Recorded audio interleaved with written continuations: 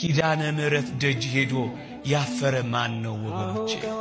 እሷን ለምኗት ድረሽልኝ ብሏት ከልጅሽ ከወዳጅሽ አማልጂኝ ብሏት ምስጢር ያልተፈታለት ቋጠሮ ያልተበጠሰለት የተሰነጠቀው ያልተጠገነለት የተሰበረው ያልታደሰለት የፈረሰው ያልተጠገነለት ማን ነው ወገኖቼ?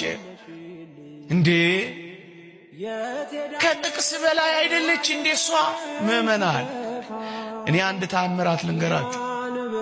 አንድ ሰው ለምስክርነት ቆሞ መጣ። ሚስቴ 4 ጊዜ ሰርጀሪ ተደርጋለች አለ። እጢ ለአራተኛው ሰርጀሪ ሆስፒታል ስንገባ 20 ሺህ ብር አምጣሉኝ አለ። 20 ሺህ ብር መስጠት አያቅተኝም አለ።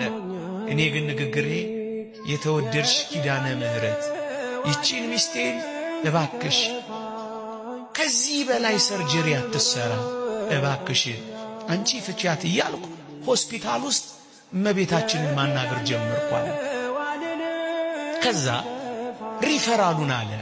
የሪፈር ወረቀቱን ይዤ እኔ ግን የምነጋገረው ሚስቴን አንቺ አድኝልኝ እያልኩ እያወራው ባጃጅ ውስጥ ገባንና አለ ወደ ኪዳነ ምሕረት ቤተክርስቲያን ሄድን አለ።